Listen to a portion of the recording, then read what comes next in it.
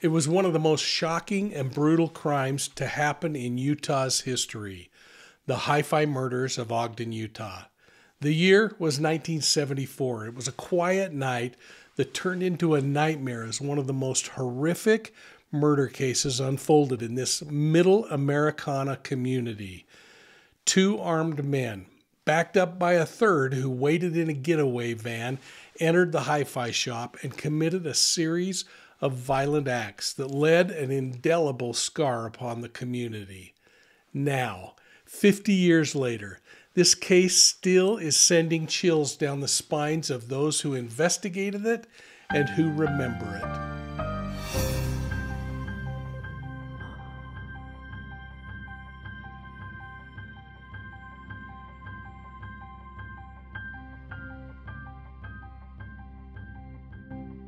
Hey, thanks for tuning into Profiling Evil. This is a special episode this week because I went back and met with my old SWAT team commander, Sergeant Don Moore.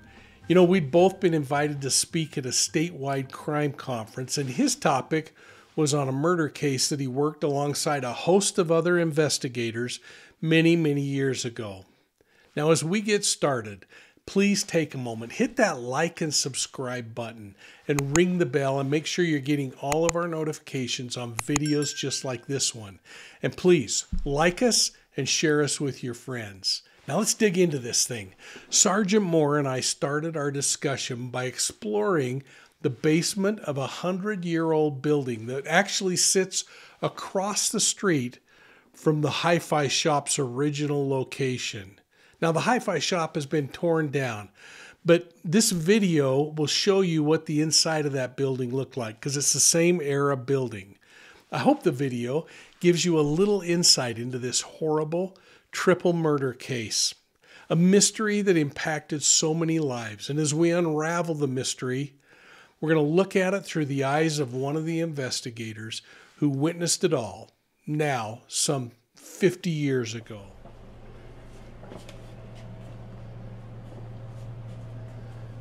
Then we're going to go to the right here.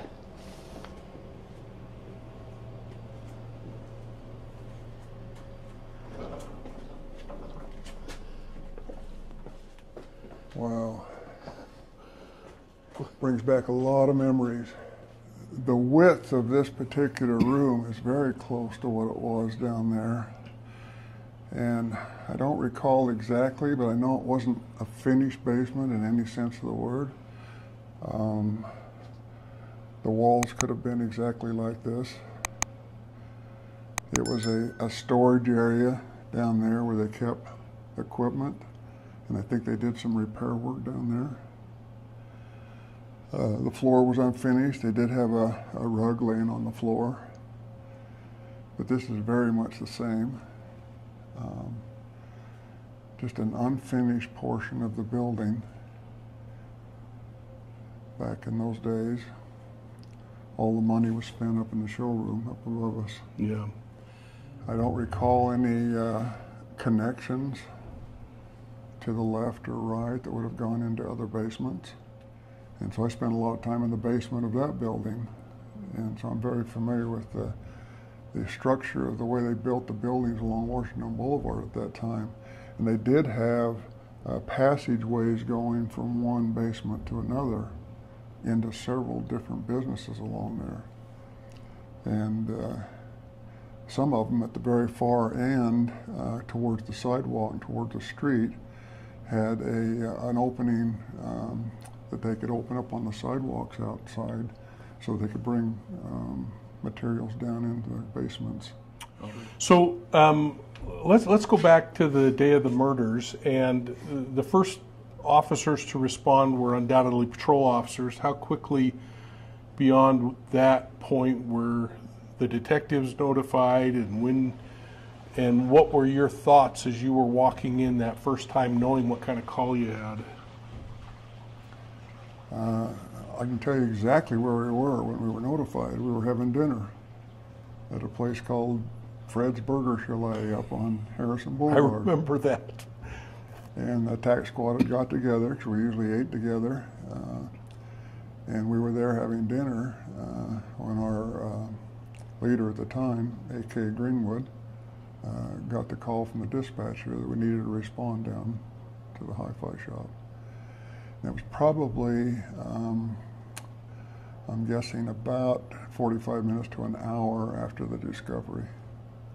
Because when the initial patrol officers got there and discovered what had happened, of course, they immediately called for ambulances and medical people.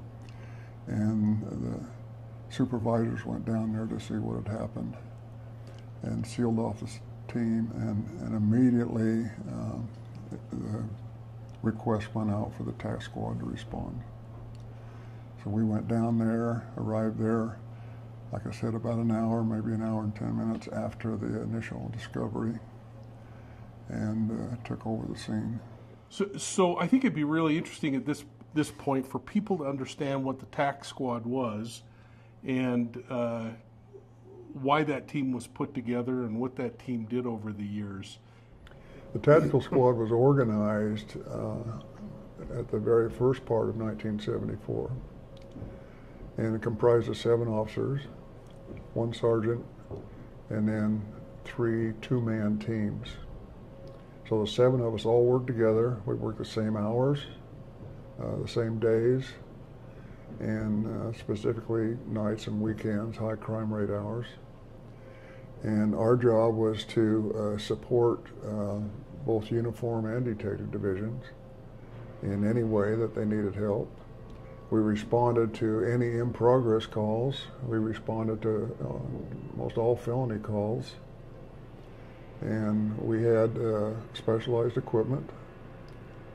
Members of the team, including myself, were sent back to Quantico, Virginia, to the FBI Academy, where we went through SWAT training.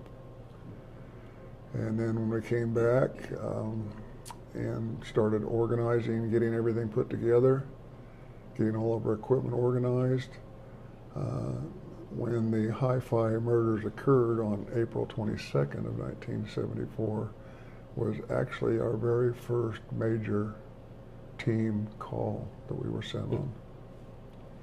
So we responded as a team, and our commander gave us specific assignments, what he wanted us to do. We took over the crime scene initially. A detective was called in at the time, and he responded to the hospital because we had a couple of surviving victims that we knew of. And so he responded to the hospital for interviews. We stayed right at the crime scene. So let's talk a little bit about the crime scene. I mean, as you're looking around and you're seeing the environment here, talk people through what the sights and smells were, because people sometimes don't think that it's the smells too that we remember forever, and the emotion that you're feeling as you go through it, that you just have to button up and push away so you can do the job. Exactly. So when we arrived at the scene, to the back of the HiFi shop, which was facing Kiesel Boulevard, the half street below Washington Boulevard, in the parking lot, and went into the crime scene. It had been secured, so we knew that there was no danger of suspects being there or anything. So I proceeded down the stairs, very similar to the stairs to this particular building, which is across the street from the HiFi. And I'll tell you right now, backing up a little bit, everything to the west of us on the west side of Washington Boulevard has been completely demolished, remodeled, demolished again, and remodeled over the last 50 years. So there's nothing over there at all in the way of structures or buildings or anything that has anything in comparison to the way it was back in 1974. Yeah, and before we got here, you and I popped the drone up and we flew through the area. We're looking at the drone imagery right now as you and I are talking, but as we kind of come in and we're flying over the building that we're standing in right now, and we're looking at what was once the HiFi shop, and we're going to put a little inset in here of what the building actually looked like at that time, but it gives them a visual. We're looking west. Can you describe anything else about that area? It was an older area. It was the older part of town. All the buildings along Washington Boulevard were older. There were a few that had been revitalized for the time period, but nothing like it is right now. So it was an older part. So pulling into the back parking lot, like I said, was a place to park behind there, a small place to park. Entering the building, knowing that it was secure and everything, and being informed where two of the victims were located down in the basement, I proceeded down the basement stairs. Stairs were very narrow, wooden stairs that went down. We were going from the west to the east, which would have been towards the front of the building had we been on the ground floor, but we were in the basement floor. My first impression walking into it was the small size of it, which was very similar to the area that we've looked at today. I don't have the dimensions of it, but I would estimate it to be no more than 12 to 14 feet wide, but long. So it extended from the parking lot just off of Kiesel Avenue all the way east up to the front of the building and the sidewalk on Washington Boulevard. So it was a long, narrow building. So walking down into the crime scene, my first probably impression that I can recall was the smell. Anybody that's been involved in homicide investigations will tell you there is a specific smell of not only death, but blood you can smell, and I could also smell chemicals at the time, as I recall. I didn't know why at the time, but I remember those sights and smells. And then looking on the floor to the right as I entered were the bodies of two of the victims. Michelle Ainsley and Stan Walker, who were the two employees of the HiFi shop. They had both been examined by medical people to make sure that they were not survivable or transportable. So there had been a little bit of movement, but essentially they were in the same exact positions wherever they were found. Employees of the store, Michelle Ainsley and Stan Walker, were closing up the store at 6 p.m. when Courtney Nesbitt, the third victim, came into the store. When he arrived, he also was taken hostage and tied up along with the two victims down in the basement. And it was probably an hour or two after that when Stan Walker's father showed up. And he showed up because Stan hadn't come home from work. So he walked into the same door that we walked in from the parking lot because he saw Stan's car still parked out there. So he came in, looked around upstairs and then downstairs, and immediately was confronted by the two suspects. So they took him hostage and tied him up too. It was shortly after that Courtney Nesbitt's mother, Carol Nesbitt, showed up looking for her son that had not come home. And by this time it was about 9 p.m. And she was worried about him because he was a very reliable 16-year-old, always checked in, and she knew that he had gone down to that area because they had requested as a family that he pick up some photographs at a store next door, at a photo shop. And he had parked in the parking lot of the HiFi shop because he knew Stan Walker, he knew the employees in there, and he knew he would have permission to park there. So he had gone in, got the photographs, came back and stopped in to tell them thank you for allowing him to park when he was taken hostage.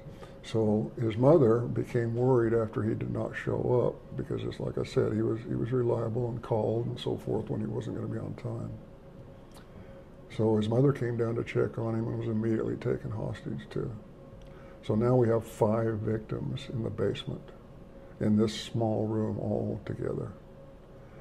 And when we arrived at the scene, Carol Nesbitt, Orrin Walker, and Courtney Nesbitt had all three been transported to the hospital.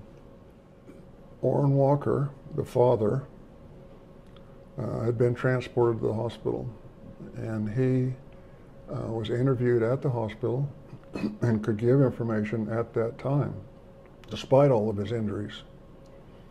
And he's the one that, when he arrived there, saw a blue van parked in the parking lot, backed up against the back door. That immediately gave the information that we had possible suspects driving a blue van.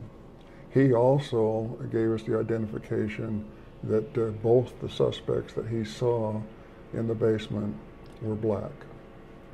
So we had the information. We were out looking for black individuals in a blue van. The two suspects entered the store at about closing time. There was a third person involved. We knew from the investigation that took place that there had to be more than three, because the van, according to Orrin Walker, who could hear very well at that time, he could hear the van start up and leave while the two suspects were still in the basement.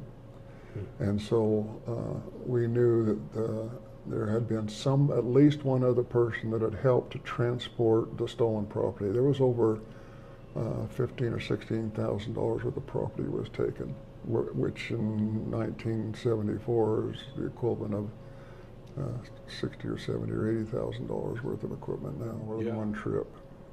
From the sounds that were heard by Orrin Walker, sounds, as I recall, he testified that he could hear not only the vehicles starting up, but the gravel on the outside of leaving and maybe returning. There was always some indication that there may have been more than three people involved, but that was never able to be found to be true, or the investigation did not lead us in that direction. Yeah. There is a point that came in later where we got a telephone tip the next morning by an anonymous caller, and there was some speculation that maybe that anonymous caller might have been one of the other people that didn't realize how serious the crime was, maybe thought they were involved just in helping to transport some property, and when they realized how serious it was, it may or may not have been them that called in the anonymous tip. But they knew a lot of information about the incident that somebody else wouldn't know. Yeah. So in answer to your question, we never validated more than three people actually involved that were arrested and tried and convicted. Michelle was a new employee. She'd only been there about a week. Stan was the manager, the only two that were there. They were immediately confronted, and again, this is speculation on our part because we don't know exactly what happened until Lauren Walker, our other victim, was there to give us his information. So all of our factual information came from the point when Orrin Walker arrived at the scene, probably an hour and a half to 2 hours later. So prior to that, it's all speculation exactly what happened, but from the investigation, it looked like they were immediately taken downstairs, the basement, and tied up with electrical cord from some of the equipment that was down there. So they were tied up and, for the most part, left there. One or both of the suspects were there probably most of the time. I don't know how much or how fast they moved equipment out of there. Whether both of them left at the same time and left our two victims tied up, we never could determine that, obviously. But when Orrin Walker got there, he said that they kind of came and went and back and forth, and they were never really left alone after that point. They were still alive. They were bound up and laying on the floor or near each other in the basement, and both of them were alive. And Orrin Walker was tied up again with electrical cord and placed right down next to him. So he did have limited conversation with his son because he was right next to him. And by limited, I mean it was, are you all right? I'm sure there were words of encouragement and hope that went back and forth between them. Courtney arrived right off the bat. Courtney was the first of the 5 victims that arrived after Michelle and Stan had been taken down in the basement. Immediately taken custody downstairs, tied up with wire. So now we had 3 victims downstairs, tied up, and all still alive. And then Orrin Walker showed up hours later to check on his son. And he walked in to the scene and was immediately taken custody. So then we have 4 victims tied up on the basement floor. It was shortly after that Orrin Walker said that Carol Nesbitt, Courtney's mother, showed up and was confronted right at the top of the stairs and taken down to the basement, forced to sit down, and she too was all tied up with electrical cord. So all 5 of the victims were still alive at that point and on the basement floor. And while the next several minutes took place, there was equipment being taken from upstairs and loaded and transported elsewhere. So oftentimes when someone takes and creates bindings at the scene, it's an indication that they didn't intend on tying someone up, that just happened as an artifact of the crime. Some people argue that doesn't point to premeditation, and others say it points more to just disorganization, that they don't think through all of these different things. What were your thoughts on them using bindings that originated at the scene, electrical cords and other kinds of things?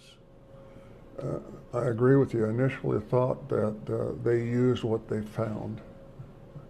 They probably did not bring rope or handcuffs or zip ties or anything like that along with them.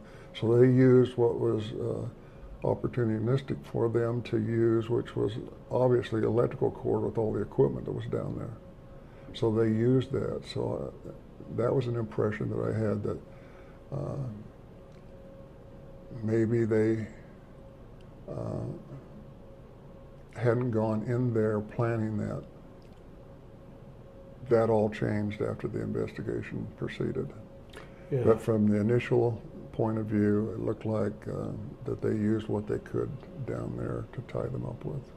You know, the other thing that I always found interesting, and we've talked about this case all through my career and since, was the idea of that they probably had been in the building, and I think you'll talk a little bit about that they probably had staked it out, selected it specifically because of what they thought they could get. But do you think they intended on 5 people showing up, or did they think it would be a much smaller staff at that time of night? No, they both, and subsequent interviews with Pierre and Anders indicated that they went there planning on 2 employees in the store. And William Andrews actually knew and had acquaintance with Stan Walker. He had met him before.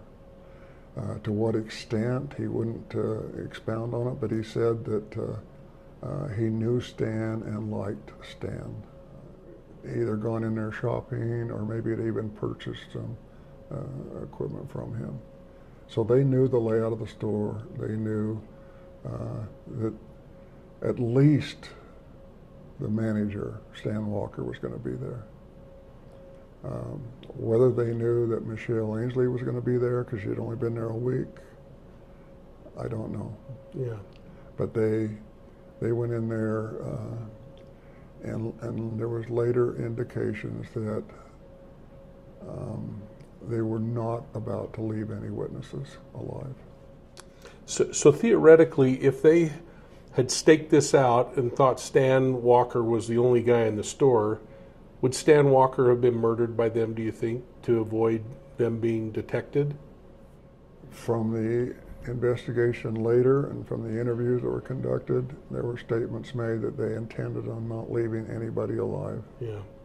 And so the others became collateral damage. Exactly. Yeah.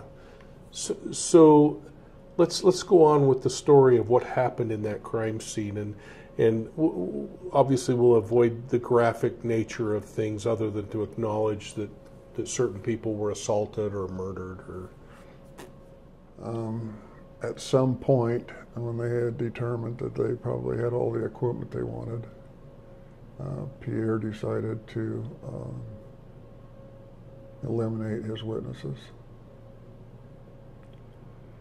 Now, interesting enough, in the investigation that took place later,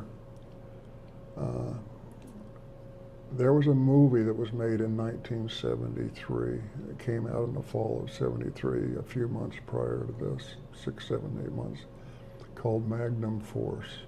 It was a Clint Eastwood movie. Took place down in San Francisco.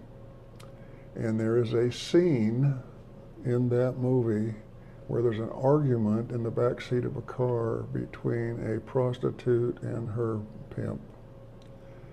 And I don't remember the whole gist of the argument. It had something to do with her withholding money or something. And so he forces her down in the back seat and opens up a can of Drano, drain cleaner, and forces her mouth open and pours some down her throat. Drano, drain cleaner. And within a matter of 10 or 15 seconds, she succumbs to the injuries. We found a bottle of Drano at the crime scene. And then it was obvious that the victims had been forced to drink some kind of caustic liquid because of the burns around their faces, their mouths, their hands, their clothing, and so forth. That bottle of Drano was brought to the scene by the suspects. Also, during the course of the investigation, we had the opportunity to interview another airman at Hill Air Force Base who worked part-time at the movie theater. And he testified that Pierre and Andrews watched that movie 5 different times. So you could possibly identify them, that they came in and I don't know why he remembered that, but maybe it's unusual that somebody would come in and watch the movie 5 times. I think it would be to me. Yeah. There's no doubt in my mind that they got the information from that movie, took a bottle of caustic Drano to the shop with them, with the intention of killing the 2 employees. From there, you have all 5 victims on the basement floor. The property has probably been all transported that they want at that point, and Pierre's decided to eliminate the witnesses. So the first thing he did was tried to get Orrin Walker to make the other 4 victims drink this Drano.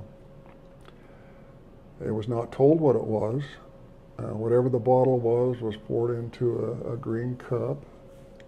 And when asked about it, one of the victims, Pierre said it's a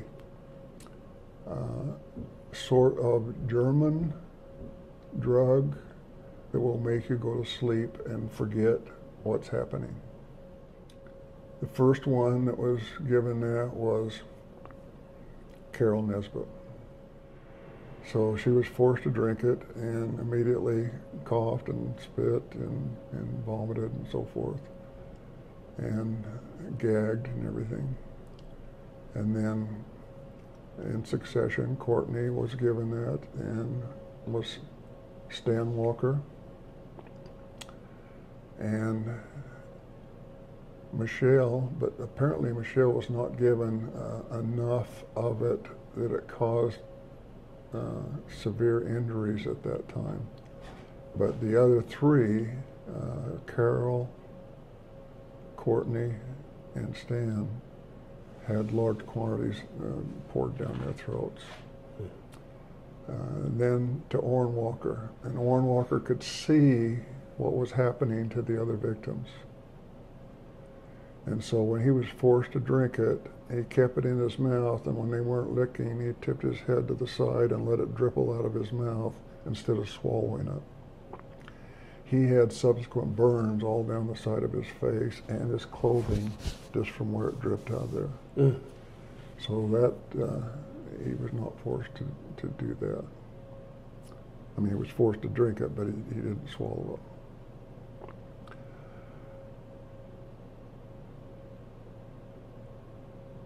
He could see what was happening to Courtney, Carol, and his son, and knew that it was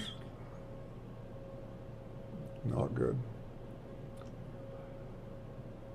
I think at that time, the two suspects, both Pierre and Andrews, were amazed that the victims had not died immediately, as was depicted in the movie. Michelle Ainsley, at that point, was taken further back into the basement by Pierre and sexually assaulted.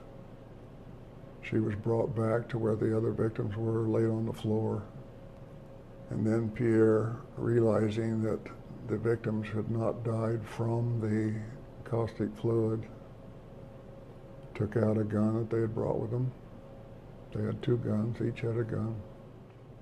Went over to Carol Nesbitt, pulled her down, placed a barrel to the back of her skull, and fired a shot into the back of her head. According to our witness, victim, Orrin Walker, he literally pranced around like he was enjoying what he was doing. Now this occurred within inches of Courtney Nesbitt, her son, who witnessed all of this. He was brought up into a sitting position. The gun was placed at the back of his head, and he was shot in the back of the head also. Proceeded over to Stan Walker and shot him in the back of the head, and shot Michelle Ainsley in the back of the head. Stood a little bit away from, a little higher, Orrin Walker, and fired at him, grazing his head with the first round, and shot him twice in the back of the head. So now you have all 5 victims on the basement floor, not only struggling for whatever capacity they had left because of the caustic fluid in them down their throats, but they'd all been shot in the head. Pierre, realizing that Orrin Walker was still alive, despite all this, grabbed another length of electrical cord, stood behind him, wrapped it around his neck, and tightened it up, and tried to strangle him. Orrin testified later that he flexed his neck muscles as much as he could, and then feigned death. Pierre let up on that and walked away. For whatever reason, whether he thought Orrin was still alive or moving or what, Pierre went back to him, found a ballpoint pen on the floor or somewhere, placed it in Orrin Walker's ear, and stomped on it, driving that pen deep inside through his eardrum, deep enough that it penetrated his throat. And Orrin Walker was conscious through all of this. Incredible. He could feel that when he swallowed, he could feel a pin move in his throat. It was at that point that the two suspects left. So when they left the scene, shortly after that, Orrin Walker's wife and other son, a younger son, came down to the HiFi shop looking for them both. The younger son could hear noise inside of the HiFi shop, which was Orrin Walker struggling to make it back up the stairs. The son kicked the back door open and found his father, his brother, and 4 other victims. And so immediately called for help. And that was the call that came into the dispatcher of an unknown trouble call at 2323 Washington Boulevard, the HiFi shop. And I remember our young patrol officer, Kevin Youngberg, had only been on the force probably a few months. And his first impression was, why does he have a pen sticking out of his ear? So everything we've been discussing, Mike, is my personal information, my personal thoughts and ideas, and the part that I took place in this. I was not the sole investigator in this case. This was a team effort, and by team I mean everybody on the Ogden City Police Department was involved in this. Everybody had a piece of the pie. They were involved in this, out looking for everything. I can't emphasize enough that the credit goes to the entire group of people that put this whole case together and brought it to a successful end as quick as it happened. So all the information that we are exchanging and talking back and forth, these are my impressions and my feelings and my thoughts that took place for everything I was involved in. But there was so much more that took place in the investigation, and everybody that was involved needs credit for that. Once you got that crime scene secured, what did you do? Immediately, we're going to try to identify suspects and find out who they were, where they were from, whether they were local, whether they were from out of city, out of state. Try to identify them all. Myself and my partner, Mike Campy, were assigned by the commander of the tactical squad to deal with the autopsies. So we left for Salt Lake immediately and spent several hours through the next morning and late afternoon at the state medical examiners in Salt Lake, witnessing the autopsies on the 3 victims that had died and collecting evidence. So while we're in Salt Lake, all this other information is coming in. Information such as an anonymous phone call that came in that said that he had heard the discussion that this was going to take place and that they were going to rob a stereo business, and they were not going to leave any witnesses alive when they did that. And he indicated that he knew that they were airmen at Hill Air Force Base and knew where they lived. Also at that same time, during the course of the next day, the 23rd of April, we got information that 2 young boys at Hill Air Force Base, 11 and a 12-year-old, had been dumpster diving out there. They were in a dumpster, and they had recovered, while prowling around there, a purse and some identification. So they took it and to give to his mother. Well, by that time of day, it had hit the news all over the place what had happened, And the mother phoned in a tip that her son had found some evidence that probably belonged to at least one of the victims. So officers went out to Hill Air Force Base, went through the dumpster, and recovered property of both Carol Nesbitt and Michelle Ainsley were out there. So now we had that evidence right there on base in close proximity. And this is really important, and I'll tell you why when we get into it a little bit further, but the dumpster was located in a parking lot right outside of barracks number 351. We were back from the autopsies at that point. We were having a command center briefing, getting everybody together to see where we were going to go, when the information came in.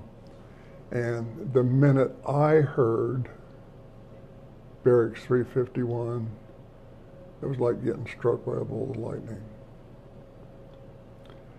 Glenn Judkins, our auto theft person, same impression from him. When he heard barracks 351, it struck him like a bolt of lightning. Now here's why. When Pierre came to Hill Air Force Base in the fall of 1973, he was a criminal and a horrible person from the get-go. He had a thing going where they were stealing cars. He would go out to car lots when he was off duty and test out new cars. And back in those days, you could go to a car lot and say, I really like this car, can I take it for a test drive? They'd flip you the keys and you could go take it for a test drive. So his motive was to take the car and take it for a ride, go have a duplicate set of keys made up to it, and then take the car back to the car lot and say, yeah, I'm interested, I'll give it a couple days to think about it and then I'll come back. And then in his mind, he thought he would cover his butt because he would go back that night. The car lot was closed, use the extra set of keys he had, steal the car, take it back, and oftentimes drive it right on base. And then he would go back to the car lot 2 or 3 days later, say, hey, I want to buy that car I tried out. And the dealer would say, it was stolen 2 nights ago. And he would put up a big show about it. What? I want that car. That's the car I want to buy. Who stole it from you? Did that on multiple vehicles. Judkins, our auto theft people, had investigated that and got enough information that they were able to charge Pierre with the theft of an auto. And he was booked in and was out on bail on an auto theft charge in April of 1974. Where did Judkins interview him and find out where he lived? Barracks 351. In October 1973, I had another homicide case. This was before the tactical squad was put together. I was in the detectives. I was working crimes against persons, robbery, homicide investigation. I had a homicide case come in of an airman by the name of Edward Jefferson. He lived at the corner of Adams Avenue and 23rd Street in an apartment building upstairs. I went to the scene of that and investigated that, and I won't go into a whole lot of detail right now of the Jefferson case, but he was an airman at Hill Air Force Base. He was an NCO, so he was able to live off base. He had stereo equipment in his house and that he had purchased from the HiFi shop, which is probably less than a block and a half away from where he lived. So just take a minute and describe this aerial imagery that we're looking at of Jefferson's house and the distance to the HiFi shop. The HiFi shop was at 2323 Washington Boulevard, which is a quarter of a block south of 23rd Street. Jefferson was east on 23rd Street, 1 block on Adams Avenue. So in the way of yardage, you're probably you're less than 800 or 900 yards away. So as we're watching the drone fly here, we're seeing it fly around the home that Jefferson was in, and we're looking at the actual room where Jefferson was murdered, and kind of coming back to you and me on the street corner here. This is a block away, essentially, from the HiFi shop. Correct. Correct.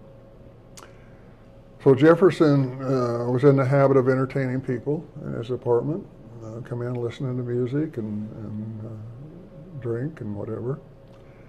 And they were having a party over a weekend, and Pierre was invited to the party, but there were some girls there, and he was there.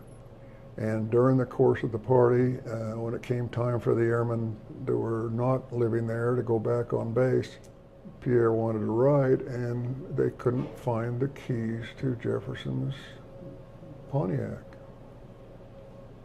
They searched all over the apartment and could not find the keys to it. He got a ride back to the base some other way. Pierre came back the next day and said, "Hey, Jefferson, the keys have got to be in your apartment somewhere. Let's re-look. Let's look again and see if I can't help you find them." And lo and behold, found the keys. Yeah. Now Jefferson, knowing a little bit about Pierre and knowing that he had been involved on stealing cars and stuff, confronted him at that point. There was an argument between the two of them. I had a witness that I had heard third hand say that he heard them argue, and Jefferson said, "If you try to take my car or mess with my car, I'm going to tell the authorities what you're doing." So the theory is he went and made a set of keys to that car with the idea he was going to steal that Thunderbird. Pontiac, which is exactly what he did. So he went back to Jefferson's case in the early morning hours of the date that the homicide occurred, let himself into the apartment, stood behind Jefferson, who was sound asleep on his couch, and stabbed him 3 times in the face with a bayonet. Once in the eye, twice in the forehead, with enough force that it not only crushed the skull, but the point of the bayonet penetrated the back of his head. Then Jefferson's car turns up missing and ends up in the bowling alley parking lot at Hill Air Force Base. The information we got from the suspects during the course of the from the witnesses during the course of the investigation said that the argument had occurred between Jefferson and an airman known only as Pierre, who lived on the base and happened to live in Barracks 351. Now Pierre was executed after 13 years in prison. Andrew's appeals went on longer. He was there for another 5 years on death row. So he wasn't executed until he was 18 years in prison. I went down 3 days before he was executed at the state prison and interviewed Andrews. And it's the first and only time I'd ever talked to him after he was arrested. And I told him why I was there, for the Edward Jefferson case that had happened 6 months prior. And I said, "You spent a lot of time on death row with Pierre over the last 13 years when he was alive. You spent a lot of time with him. You know him. You know what he did. Tell me what he told you about the Jefferson case, because I want to close that case out and put some closure for the relatives and for all of us." And Andrews looked at me and said, I did talk to Pierre. I've had a lot of conversations with him, and I will not tell you anything he told me. And I said, "Why not?" And he says, "Because I'm afraid of him." Even in prison? I said, "He's been dead for 13 years, or for 5 years. He was executed 5 years ago. He says, I don't care. I'm afraid of him. He had that much evil influence on people, Pierre did, that 5 years afterwards, he was still intimidated by him. In November, after the trial had occurred, and he was convicted, and the day that the judge sentenced him to death, that day, and I've got the dates, I don't remember. I was working a night shift, a tactical squad, and I'm thinking, he might be vulnerable. This might be the time to talk to him. So I decided to go up in the jail, which was on the 12th floor of the city and county building downtown Ogden, because he had just been sentenced to death. He knew he was going to die for the HiFi murders. What did he have to lose? It was a rainy night. It was a dark night. It was stormy. I went up and told the jailer that I wanted to go in and talk to Pierre. And the jailer said, you can go in and talk to Pierre. I'm not going in there. I won't go anywhere near his cell block. I said, I don't care. I'll go in and talk to him. I want to talk to him. And obviously when you go into a jail, you go in unarmed. You don't carry any weapons with you. So I went in. It was a long cell block. I think there was 5 or 6 cells down a corridor. And there was a door on the very front of that corridor. And the jailer says, I will stay here at this door. I will open this door for you. You walk down in front of his cell. I will remotely open his cell. You can go in. I'll shut the door behind you. I am not coming down there. Pierre was that intimidating, even though he was locked up. So I did that. I went down there. Pierre was sitting on his bunk. Small cell. So I walked in there. Door slams behind me, and it's he and I inside the cell. He's seated on the bunk. I backed up against the wall, was kind of half seated on the sink. I was as close to him as I am from you, right here. Pierre was not a big guy. He was 5'5", weighed about 145 pounds, but stocky, and had been in prison, or in jail, and had worked out, even when he was an airman. So he was stocky. At that time, I was 6'5" and about 225, and was well capable of taking care of myself. So I told him, I said, Pierre, you've been sentenced to die. You are going to die for committing the murders that you committed. And he looked at me and he stared at me. And he had the most evil stare you've ever seen in anybody. He never took his eyes off you. He looked right at you like he was almost looking right through you. Very, very intimidating. I was scared. I was not scared physically of him. I was scared mentally of him. What could this guy do if he ever got out of prison? Why does he have so much power and influence and intimidation over anybody, even though he's behind solid steel doors? So we're face to face, looking like this. Bolt of lightning, thunder outside, raining, power went out in the jail, completely out. The whole thing went dark. It was a power failure because of the storm. Longest 10 seconds I've ever spent in my life before the emergency generators kicked back on. And the thought went through my mind at that point, while it was dark, the lights were out. If Pierre touches me or makes a move at me at all whatsoever, I'll kill him right here in the jail cell. The lights came back on. Pierre had not moved. We were still staring each other in the face. He would not say a word to me. I asked the jailer to let me back out. He let me out. That's the last time I ever saw Del Pierre. Pierre's execution, really no feelings whatsoever, other than to know that he got what he deserved, and that was it. I was asked to be the state witness on Andrew's case. So I did go down to the state prison and watch the execution. My feelings on it were probably a whole lot different than some of the other witnesses that were there. But my feelings were he died in a way that he did not deserve. They put a needle in his arm, induced some chemicals into him, and he just basically went to sleep peacefully with no discomfort.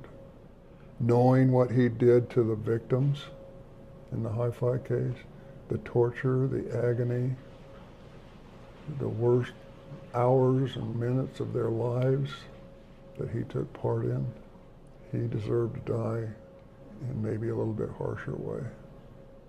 Not a good thing to say, but that was my feelings. You asked for it, you got it. Do you ever think, what am I going to say when I walk through the pearly gates and I run into Mrs. Nesbitt or Corey or Courtney or Michelle or any of them? I don't know what I would say. I would hope that they would forgive me to some respect for not being able to solve the Jefferson case and saving their lives. That's a tough question. I don't know what I could say to them. Well, I want to thank Sergeant Moore. What an honor it's been to be his friend over the years, and I hope you found value in revisiting this old murder case. I find it really interesting that Pierre's hold on Andrews continued so long after his death. Remember Sergeant Moore's declaration where he said how much it scared him, not physically, but emotionally, to think of what Pierre would have done if he ever would have gotten out of prison. Crazy. And as I thought of that, I thought of something that tied to Pierre and Andrews that happened years earlier. Almost 2 years after the HiFi murders, this was July of 1976, a guy named Gary Gilmore robbed and murdered a gas station employee in a little place in Utah. The following day, he robbed and murdered a motel manager nearby. And just like the HiFi killers, Gilmore executed his victims by shooting them in the head. Now, as luck would have it, Gilmore also shot himself in the right hand after the murders, and he left a blood trail back to a garage where he was having his vehicle repaired while he committed the robberies. Gilmore was observed by the garage attendant with this rudimentary bandage around his hand. The attendant shared that with police, and that led to Gilmore's arrest. He was convicted just a few months later after a 2-day trial for murder. Now, Gilmore gained international attention when he demanded that his execution go forward. He refused all appeals, and he even rebuffed the ACLU and others who were trying to stop his execution. Gilmore told everybody, quote, "Butt out. This is my life and this is my death. It's been sanctioned by the courts that I die, and I accept that," close quote. Well, Gilmore got his wish, and he was executed on January 17th, 1977 by firing squad. But as he walked to the execution chamber, he paused at Pierre and Andrew's death row cell. And he reportedly said, quote, "I'll see you in hell, Pierre and Andrews," close quote. Now, another version of this exchange came through the Deseret News, who reported that Gilmore actually said, "Adios, Pierre and Andrews. I'll be seeing you directly," close quote. Regardless, he was executed, and Pierre and Andrews were also executed. Well, Don, thank you. I mean, you have been my friend for 40 years, and I think it's the first time we really explored the HiFi case in detail together, so thanks. Thank you for all the help you've given me putting this whole presentation together that we're going to do for the crime conference coming up, and I appreciate your help and I appreciate your friendship.